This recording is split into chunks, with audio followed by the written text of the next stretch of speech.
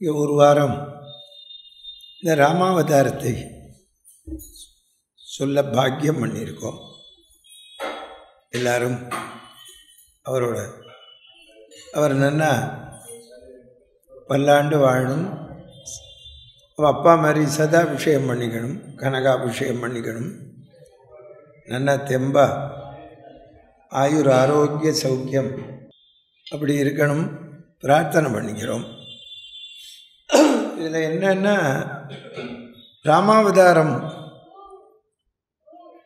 ராமாயணம் எப்படி உட்காரும், ராமாயணம் எப்பவுமே கேட்கணும். இப்படி உட்காரும். ராமாயணம் எப்பவுமே கேட்கணும். ராமாயணம் சொல்லிகிட்டே இருக்கணும். இந்த கிரந்தத்திலேயே முதல்ல எழுத்தில் வந்தது ராமாயணம்தான், வால்மீகி எழுதினார். அதுக்கப்புறம் தான் எல்லாருமே லிட்ரேச்சரில் கொண்டு வந்தது. பாக்கி எழுத்துக்கள்லாம் அப்புறம்தான், ஃபஸ்ட்டு வால்மீகி. அதில் என்ன வேடிக்கைன்னா, இந்த ராமாயணத்தில் அடிக்கடி சொல்லியிருக்கேன், ராமாவதாரத்தில் என்ன சிறப்புன்னா, எல்லா ராட்சசனும் நிந்திச்சவன் பூரா ராமனை வாழ்த்தினான்.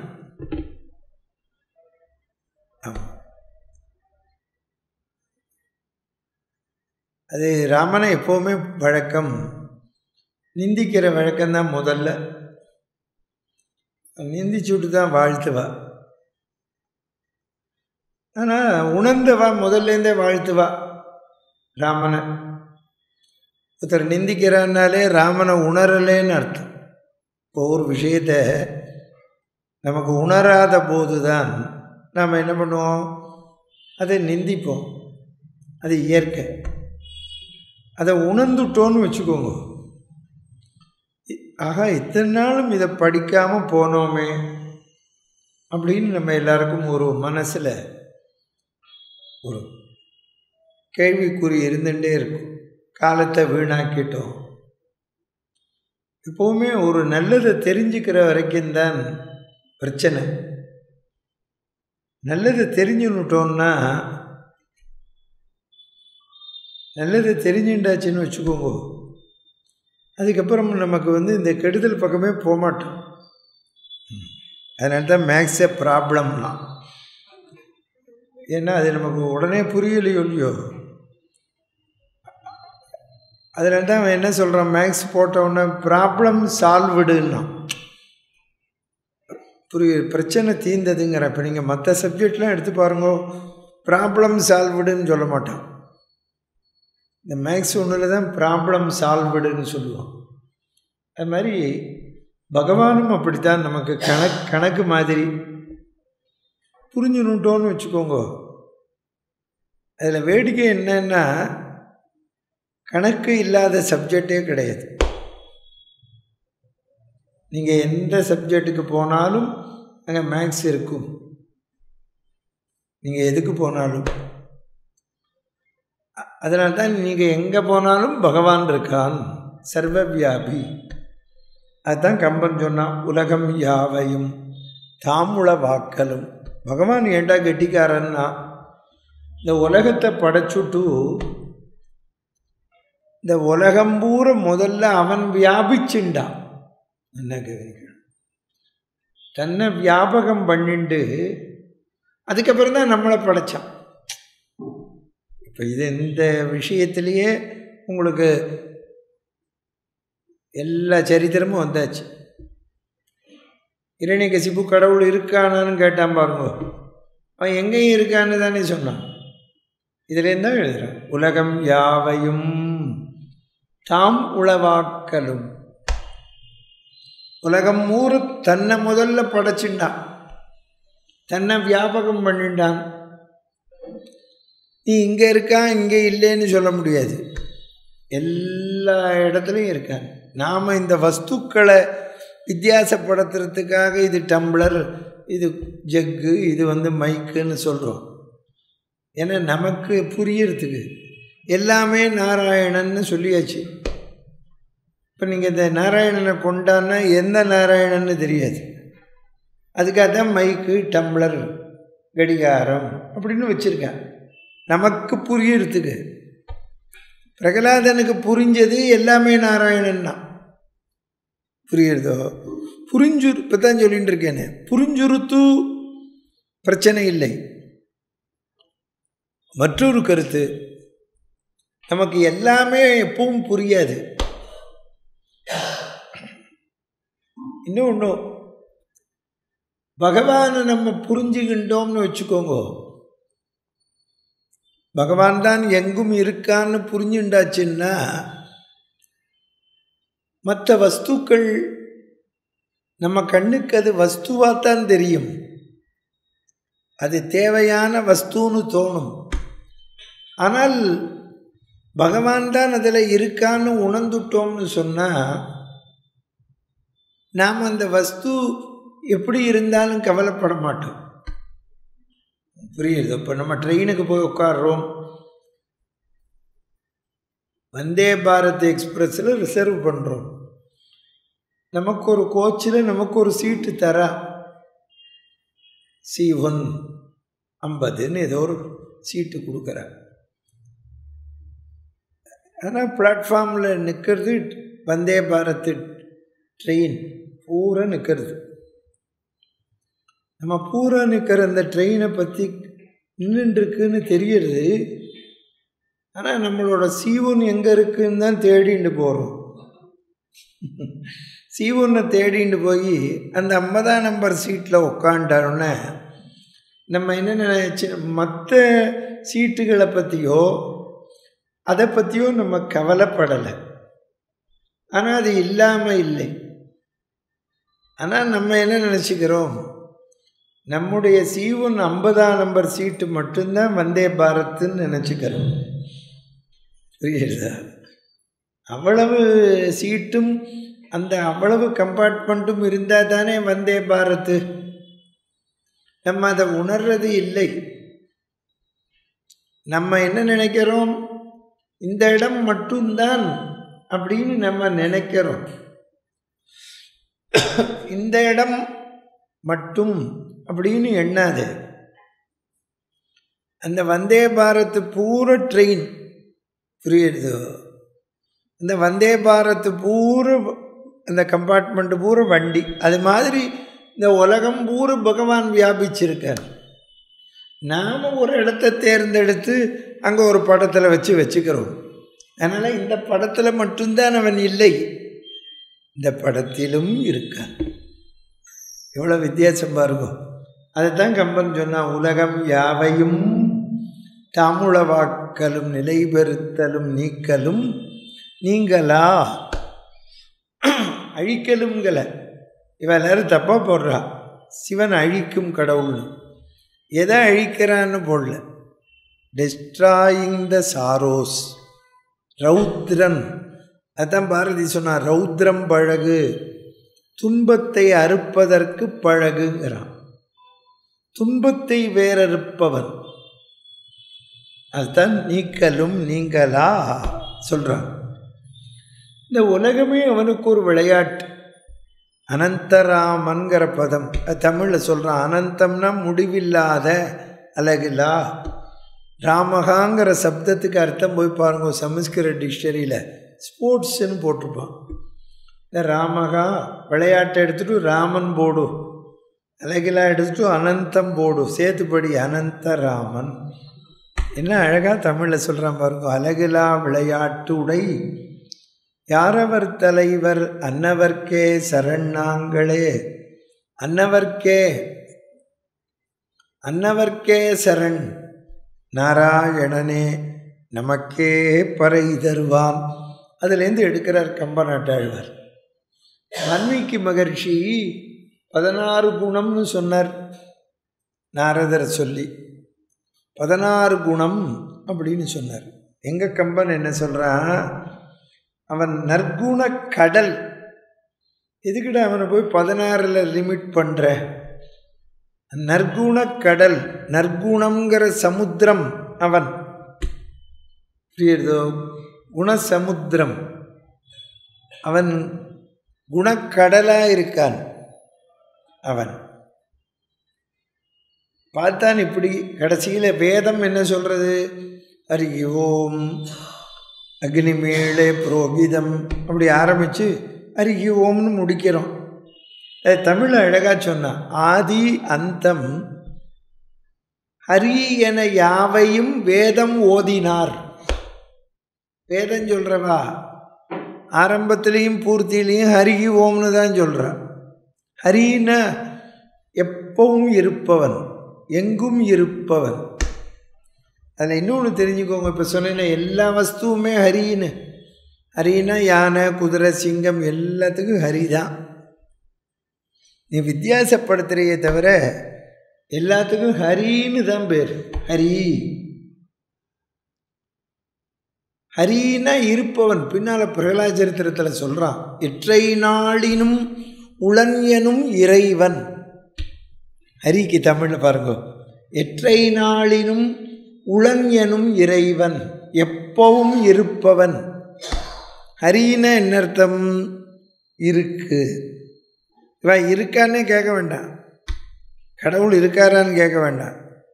ஹரினாலே என்ன அர்த்தம்? இருக்கு. இல்லைங்கிற பதமே அல்ல. ஹரினா என்ன அர்த்தம்? ஹரினா எப்பவும் இருப்பவன், இருக்கு. அதுதான் டிபார்ட்மெண்ட்டில் ஏதாவது பழைய பாக்கி தரான்னா அரியழிச்சுங்கிறான், இருக்கு கொடுக்குறான். புரியுறதோ? இப்போ காலேஜில் ஒரு பையன் படிக்கிறான், என்னப்பா முடிச்சுட்டியாங்கிறோம், ஒரு சப்ஜெக்ட் இருக்குங்கிறான். இந்த இருக்குங்கிறது தான் இப்போ முடித்ததும் அறிதானே.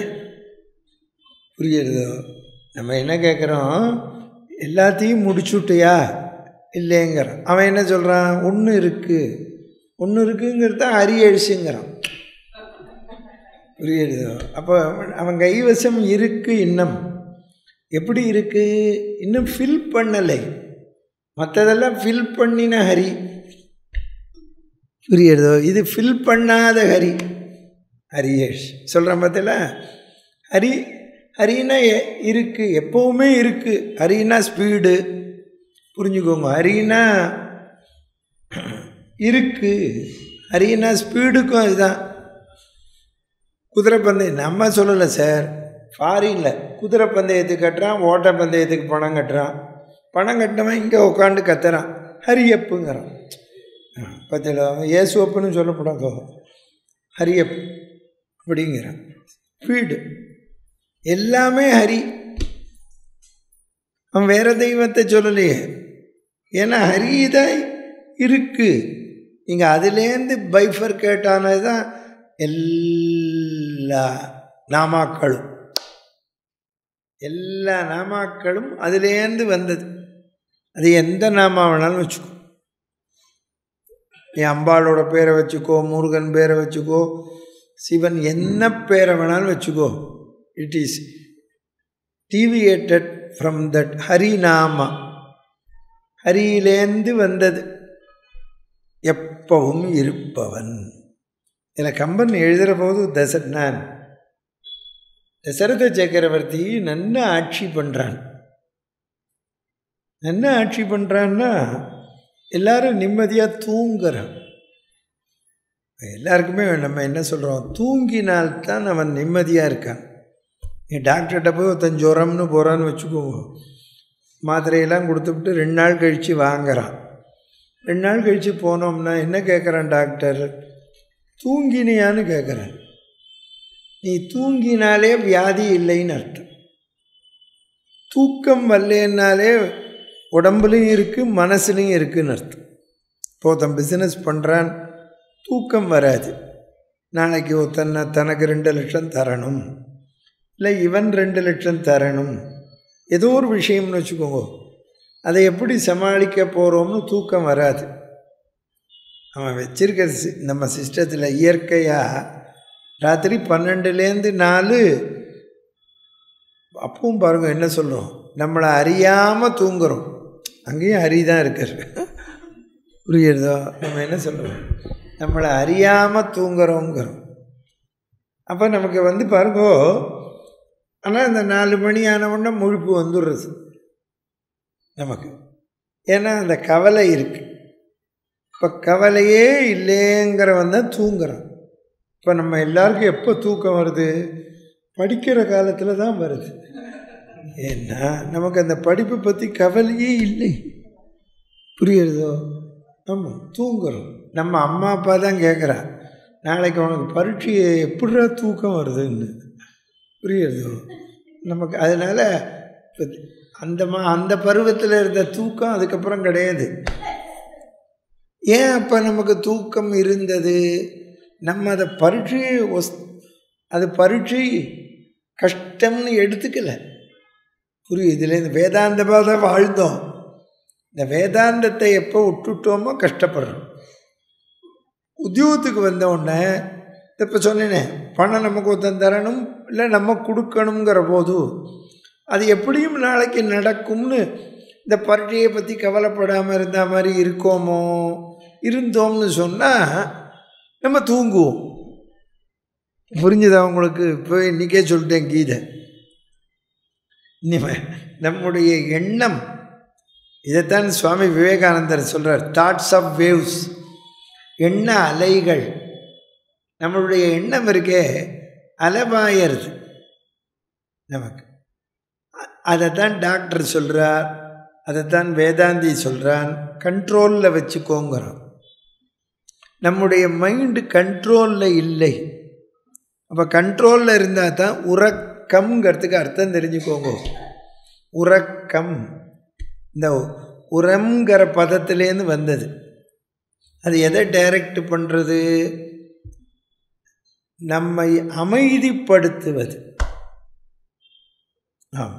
இப்போ கம்பன் பதம் எல்லாத்துக்கும் உறங்குங்கிற பதம்தான் போட்டான், தூக்கம்னு போடலை. நீரிடை உறங்கும் சங்கு. சங்கு குளத்தில் தூங்கிறதுன்னு சொன்னால் இந்த ஜலம் அமைதியாக ஓடணும். இப்போ ஜலம் அமைதியாக ஓடணும்னா அங்கே எருமை மாடு வராமல் இருக்கணும். அது நாஸ்தி பண்ணிடும். நிலத்திடை உறங்கும் மேதி. அந்த எருமை மாடு மரத்தடியில் தூங்கிறதான். ஏன்னா அதுக்கு தேவையான வைக்கல் கிடச்சுருத்து. புரியுது? தாரிடை உறங்கும் வண்டு. இந்த பூவில் தாமரை பூ வண்டு தூங்கிறதாம். ஏன்னா அதுக்கு தேவையான தேன் ஒரு பூலையே கிடச்சுருத்து. தாமரை உறங்கும் செய்யாள். மகாலட்சுமி தாமரை பூலையே இருக்கா. வெளியில் வந்தாளாம், அயோத்தியில் கதவை தட்டினாளாம். யாருக்கு பணம் வேணும்னு கேட்டாளாம். குழந்தைகள்லாம் தங்க காசை வச்சு விளையாடின்னு இருக்கு.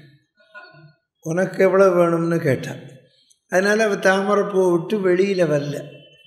தாமரை உறங்கும் செய்யாள் என்ன தூங்கின்னு இருக்கா. இப்போ நீங்கள் இப்போ சொன்னேனே இந்த விளக்கங்களில் ஜலம் அமைதியாக இருக்கணும், தாமரை பூவில் தேன் இருக்கணும், இவ்வளவும் சப்ஜெக்டு இருந்தால்தான் அந்த சப்ஜெக்டை தேவையானவா எடுத்துண்டு தூங்குறான். சப்ஜெக்ட் இல்லைன்னு வச்சுக்கோங்க, நம்ம அந்த இடத்துல இருக்க மாட்டோம். நமக்கு தேவையான விஷயம் இல்லைனால் நாம் அங்கே போக மாட்டோம். நம்ம இப்போ சொன்னேனே வந்தே பாரத்துக்கு என்றைக்கு போவோம்னு, நம்ம போகிற என்றைக்கு தானே போவோம். ஆனால் அது தினம் ஓடுறது. அது தினமும் போகிறது. ஆனால் நம்ம என்றைக்கு போகிறோமோ அன்றைக்கித்தான் டிக்கெட்டை வாங்கிட்டு அன்றைக்கித்தான் போகிறோம். அப்போ நம்ம என்ன நினைக்கிறோம், இன்றைக்கி தான் இந்த ட்ரெயின் போகிறது போல் இருக்குது அப்படின்னு நம்ம நினைக்கிறோம். தினம் போனால் தானே நம்ம அன்றைக்கி போக முடியும் வச்சுருக்கோம்.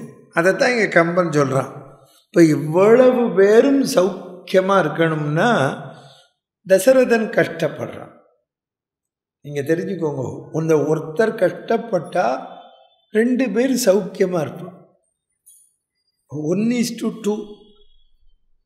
இந்த ஒன்றுங்கிறதுல நீ 10 பேர் கஷ்டப்பட்டால் அங்கே 2 பேர் 20 பேர் சௌக்கியமாக இருப்பான். அவ்வளோதானே மேக்ஸ் கால்குலேஷன்.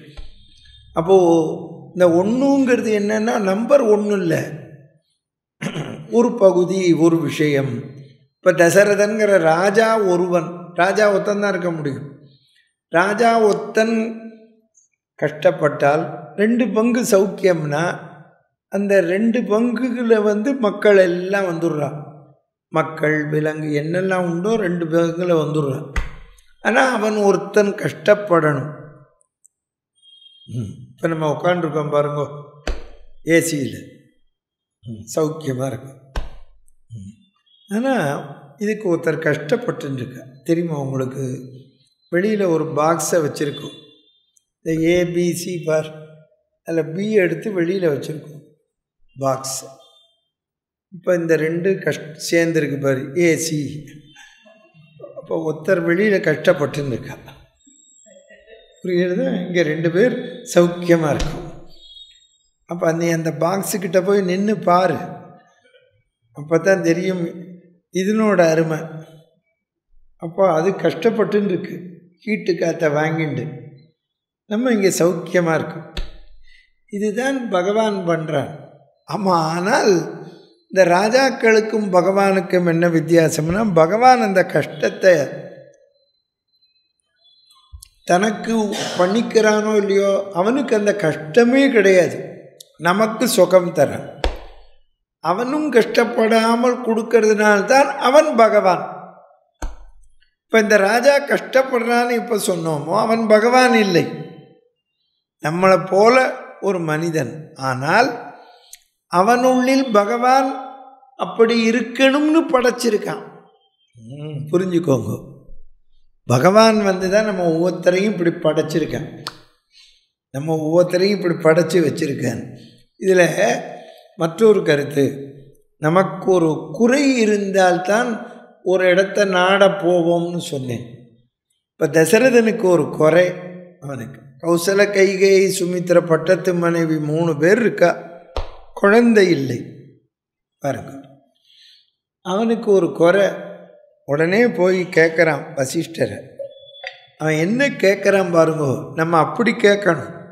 எனக்கு பிறகு மக்களுக்கு கைங்கரியம் பண்ணுறதுக்கு புத்திரன் உண்டா?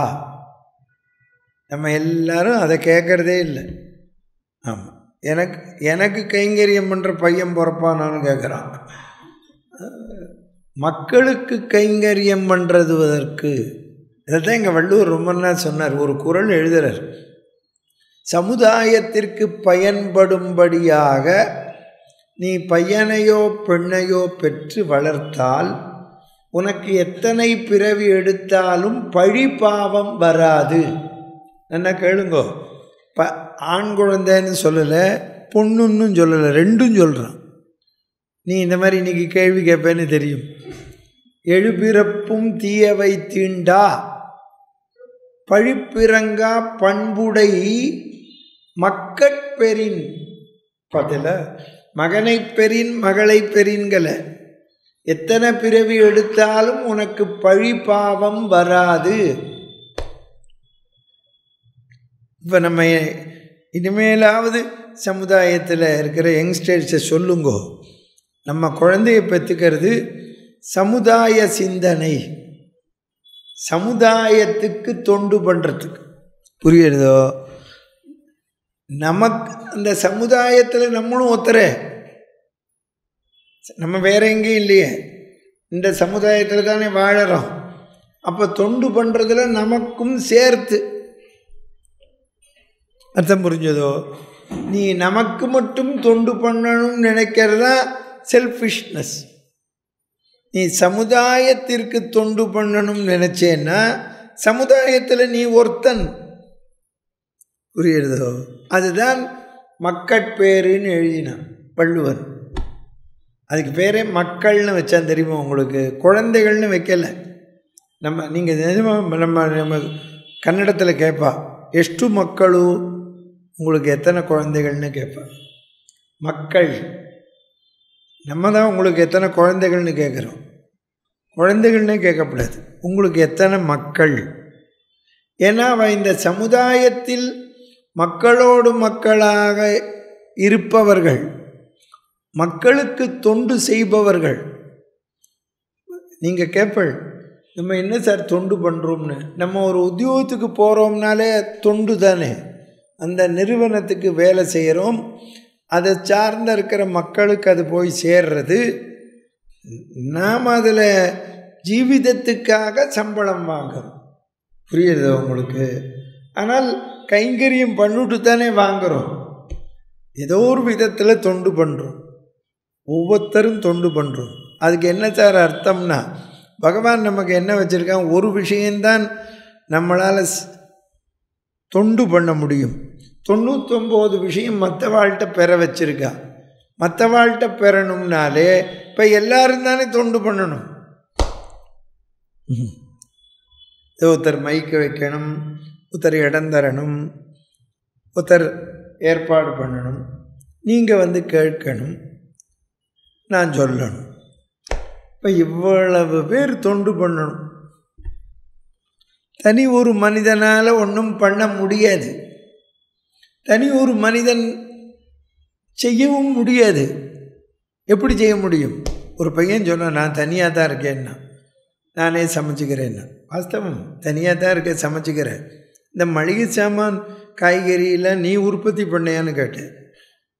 அது அங்கேயோ உற்பத்தி பண்ணி வந்தது தானே. நீ உங்கள் அம்மா சமைச்சிக்கிறது பறித்து கொடுக்கறதுக்கு பதிலாக நீ சமைச்சிக்கிற. எப்போ எல்லோரும் இவ்வளோ பேர் ஒத்துழைச்சி தானே பண்ணுற, நீ யோசனை பண்ணி பாருன்னு. அப்போ தான் அந்த பையன் புரிஞ்சுட்டான், ஆமாம் சார். அப்போ எல்லாரும் சேர்ந்தால்தான் இந்த பூமியுடைய லட்சணம். ஒரு காரியம் பண்ண முடியும். அதுதான் முதல்ல சொன்னேன், எல்லார்ட்டையும் பகவான் இருக்கான். எல்லார்ட்டையும் பகவான் இல்லைன்னு சொன்னால் நமக்கு காரியம் ஆகாது. நாம் எல்லோரும் நினச்சிட்டு இருக்கோம், நம்ம கொடுக்குற பணத்துக்காக ஒருத்தன் வேலை செய்கிறான்னு. செய்ய மாட்டான். அங்கே பகவான் இருந்து உந்தினால்தான் செய்வான். நீ நம்ம கொடுக்குற பணத்தை வச்சு செய்ய மாட்டான். உடம்பு முடியலன்றுவோம்.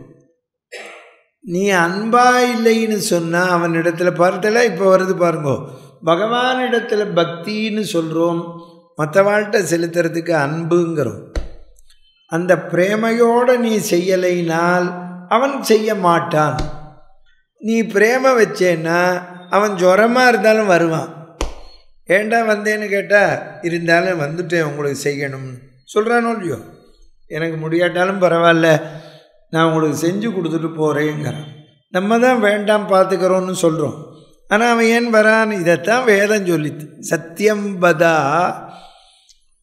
பிரியம் பதா. சத்தியபதா, சத்தியமாக பேச, சத்தியத்தை நட, சத்தியப்படி இருங்கிறான். நீ சத்தியமாக இருக்கலாம், ஆனால் அதை பிரியமாக செய்யணும். பிரியம்பதா. ஆமாம், புரியுறதோ? இப்போ நான் இருக்கேன், இவர் இருக்கார். இப்போ இந்த டம்ளர் அங்கே எங்கேயோ இருக்குது, அதை கொஞ்சம் எடுத்து தரீங்களா ப்ளீஸ் அப்படின்னா அவர் உடனே பிரியத்தோடு எடுத்து செய்வர். என்ன பிராரப்தம், அங்கே உட்காந்துருக்கு, அதை எடுத்து கொடுன்னு சொல்கிறேன்னு வச்சுக்கோங்க, புரியுறதோ? செய்ய மாட்டார். அதை தான் வேதம் சொல்லித்து, சத்தியம் வதா பிரியம் வதா தர்மம் சரா. அதைத்தான் தமிழில் சொன்னாவே யார், அரஞ்செய விரும்பு. அரஞ்சைன்னு கட்டளை போடல, தெரியுறதோ? அரஞ்செய விரும்பு, பிரியம்பதா, பிரியமாக செய்யணும். நம்ம யாருக்கும் அந்த பிரியங்கிறதே வரமாட்டேங்கிறது. ஆனால் ஒரு கருத்து, அந்த பிரியத்தை மற்றவாழ்கிட்ட நம்ம எதிர்பார்க்கிறோம். நம்ம எப்போ எதிர்பார்க்கிறோமோ நாமளும் கொடுக்கணுமே, அந்த எண்ணம் இல்லை. அங்கே தான் சமுதாயத்தில் பிரச்சனை. சத்தியம்பதா பிரியம்பதா. ஸ்கூட்டரில் போகிறோம், ஒருத்தனை ஆட்டோவில் வரான், ஏதோ வந்துட்டான், இடிச்சு விட்டான்னு வச்சுக்கோ, இல்லை நம்ம இடிச்சு விட்டோம், தெரியாமல் பற்றுத்தூ அப்படின்னு அவன் சொல்கிறான்னா நம்ம விட்டுறணும். நம்ம மேலே வெய்யறோம், பிரயோஜனம் இல்லை, புரியுறதோ? அப்போ அவன் என்ன சொல்லுவான், நீ பார்த்து வரக்கூடாதாம்மா, பிளேட்டையே திருப்பிடுவோம், புரியுதோ? தான் தப்பாக வந்தோங்கிறத முதல்ல ஒத்துண்டான். நீ கோவிச்சுட்டேன்னா அவன் திருப்பிடுறான். ஏன் நீ பார்த்து வர்றதானேங்கிறான். பார்த்தியா, சப்ஜெக்டே பெரன்றுத்து பேர் இவர். அப்புறம் அவன் என்ன பண்ணுவான், அவன் ஸ்டாண்டுக்கு போயிடுவான். இவர் தாங்க வந்து இடிச்சாருன்றுவான். போச்சு, நடந்ததே மாறிடும். காரணம் என்ன? அந்த பிரியம் இல்லாததினால் போகிறது. நம்ம எல்லாருக்கும் இருக்குது. எதிரா நம்ம யோசிக்க வேண்டாமோ, நம்ம இப்படி ஒரு நாள் இடித்தா என்ன ஆகுது, அவனை இடிச்சிட்டோன்னு ப்ளேம் பண்ணுறோமே, நம்ம இது மாதிரி ஒரு நாள் தப்பு பண்ணுவோமே அப்படிங்கிற எண்ணம் நமக்கு இல்லை. அதைத்தான் இந்த இடத்துல அவன் என்ன கேட்குறான் தசரதன், மக்களுக்கு கைங்கரியம் பண்ணுவதற்கு எனக்கு பிறகு எனக்கு ஃபாலோ பண்ணணும். ஏன்னா தசரதனும் வாரிசாட்சியைத்தான் விரும்பினான். ஆனால் அவன் விரும்பினது மக்களுக்கு தொண்டு பண்ணுறதுக்கு, மக்கள்கிட்டேருந்து துண்டு போடுறதுக்கு இல்லை, மக்களுக்கு தொண்டு பண்ணுறதுக்காக, கைங்கரியம் பண்ணுறதுக்கு. அதில் தான் இந்த இடத்துல நீங்கள் கவனிக்கணும். வீட்டிலிருந்தே நீ தெரு வரைக்கும் உலகம் வரைக்கும் எங்கே போனாலும் துண்டு பண்ண வேண்டும் என்ற மனப்பான்மை இருப்பவன்தான் சௌக்கியமாக இருப்பான். இப்போ பார்த்தீங்கன்னா அதான் திருப்பி அந்த பதத்துக்கு போகிறேன். சத்தியம் வதா பிரியம் வதா. நம்ம வீட்டிலேயே இருக்கோம், நம்ம சம்பாதிக்கிறோம், சம்பாதிச்சு அம்மா அப்பாவுக்கு கடமை செய்கிறோம் பிரியமாக. அப்புறம் கல்யாணம் பண்ணுறோம் ஆத்துக்காரிக்கு குழந்தைக்கு. அப்போ எல்லாருக்கும் நம்ம பிரியமாக கைங்கரியம் பண்ணுறோம். பிரியம் இருந்தால்தான் கடமை பரிணமிக்கும். என்ன கவனிங்க, பிரியம் இல்லாமல் நம்ம செய்கிறோன்னு வச்சுக்கோங்க, தொலைச்சிக்கோன்னு கொடுப்போம். அதை வாங்கிக்கிறவன் வாங்கிக்க மாட்டான். நீங்கள் யார்கிட்டையுமே ஒன்று வச்சுக்கோங்க, அவன் பரம ஏழையாகவே இருக்கலாம், அவனை கூப்பிட்டு பிரியமாக உன் பொண்ணுக்கு கல்யாணமாம் கேட்டையே, நீ இந்த வேஷ்டி புடவை திருமங்கல்யம் வச்சுக்கோங்கோ, சௌக்கியமாக பண்ணுங்கோ அப்படின்னு கொடுத்தா தான் அவன் கண்ணில் ஜலம் விட்டுண்டு வாங்கிப்பான். நீ எல்லாத்தையும் இழவை எடுத்துக்கோ அப்படின்னு சொல்கிறோம்னு வச்சுக்கோங்கோ, கிட்டுக்கே வரமாட்டேன். நான் இல்லாமல் வேணாலும் இருக்கேன், இது வேண்டாமா. அதை தான் வேதம் சொல்லிச்சு, சத்தியம் பதா பிரியம் பதா. அதைத்தான் இங்கே கம்பன் சொல்கிறான். அதுதான் இன்றைக்கி சீதா கல்யாணத்தில் பார்க்க போகிறோம். அப்போது வசிஷ்டர் ஞானக்கண்ணில் பார்த்தார். என்ன பார்த்தார்? இந்திராதி தேவாலாம் ஒன்று கூடினா கைலாய மலையில் சிவன் தலைமையில் கூடியே அபத் பாந்தவா அநாதரட்சகா காப்பாச்சுன்னு கூப்பிட்டா பெருமாளை. பெருமாள் கருடன் மேலே பறந்து வந்தார். கவலைப்படாதே, பார்த்தல இப்போ சொன்னேன் பார்த்தல, பிரியம்பதா. இந்த கவலைப்படாதேன்னு சொல்கிறது பகவான் ஒத்தந்தான். கவலைப்படாதே, வருத்தப்படாதே, சர்வதர்மான் பரித்யஜ்ய மாமேகம் சரணம் விரஜா சொல்கிறான் பாருங்க. வருத்தப்படாதே, அகம் துவா சர்வ பாபேபியோ மோட்சயிஷ்யாமி மாசுச்சகா. வருத்தப்படாதே, அதான் நீங்கள் எல்லோரும் கற்றுக்கணும். யாராவது ஒன்று சொல்கிறான்னா கவலைப்படாதேங்கோ. நீ எந்த அளவுக்கு உதவி பண்ணுறையோ பண்ணலையோ அது அடுத்த கொச்சின். முதல்ல எடுத்த உடனே கவலைப்படாதேன்னு சொல்லணும். அவளுக்கு இன்னும் கவலையை தூண்டுற மாதிரி சொல்லக்கூடாது. கவலைப்படாதேங்கோ, எல்லாம் நல்லபடியாக நடக்கும் அப்படி சொல்லணும். கவலைப்படாதேன்னு நம்ம இன்னும் கவலைப்படாதேன்னு நம்ம எப்போ சொல்லுவோம்? பிரியம்பதா, அவள்கிட்ட பிரியம் இருக்கிற போது தான் சொல்லுவோம். வெறும் பிரியம் போராது. சத்தியம் வதான்னா, சத்தியம்னாலே இருக்குன்னு ஒரு அர்த்தம். உண்மை, உண்மைன்னு என்ன அர்த்தம்?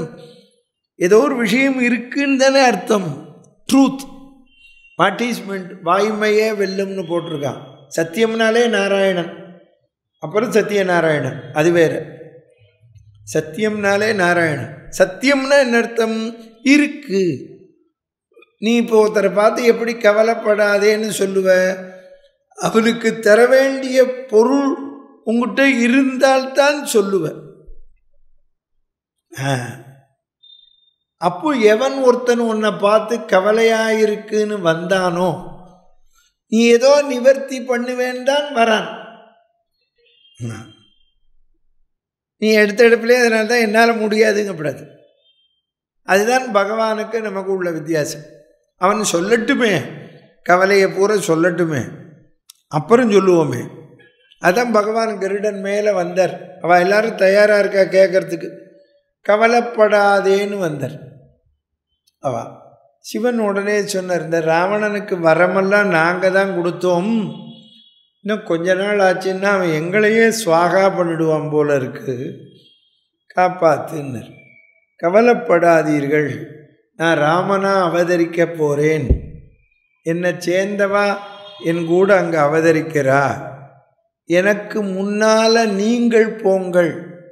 பாருங்க, இப்போ சொன்னேனே இன்னொருத்தர் இல்லாமல் அந்த பூமியில் ஒன்றும் பண்ண முடியாதுன்னு பெருமாளே வாழ்ந்து காட்டுறார். அவர் நேர லங்கைக்கு போய் சக்கரத்தை விட்டு ராவணன் தலையை எடுக்க வேண்டியதானே. இப்படி பறந்து கைலாய மலைக்கு வந்தவர், கைலாய மலையில் இறங்கின பிளேன் நேர லங்கைக்கு போகாதா? யோசனை பண்ணிப்பார். இந்த கருடன் மேலே நேர போய் இறங்கி சக்கரத்தை பிரயோகம் பண்ணி வரிசையா ராவண கும்பகர்ண இந்திரஜித்தெல்லாம் வதம் பண்ணியாச்சுன்னா இந்த இவ்வளவு சப்ஜெக்டே வேண்டாமே. அதை தான் தப்பு. தர்மம் சரா, வாழ்ந்து காட்டணும், மனுஷனாக வந்து வாழணும். அப்போ தான் அவர் சொல்கிறார், நான் எனக்கு முன்னால் தொண்டு பண்ணுறதுக்கு போங்கோன்னர். கம்பன் சொல்கிறான், கருமுகில் தாமரை காடு ஒன்றொன்னா வர்ணித்து பார்த்தான், கடைசியில் தாமரை காடுன்னா ராமனை. இருசுடர் இருபுறத்து ஏந்தி, இருசுடர்னா பிரகாசமாக இருக்குது, லைட், சக்கரஞ்சங்கு. அவன் சொல்கிறான், கவலைப்படாதே. ஓ, பிரம்மா சொன்னார், நான் ஏற்கனவே அவதரிச்சாச்சு ஜாம்பவான்னர். சிவன் சொன்னார், நான் தான் ஆஞ்சநேயர்னர்.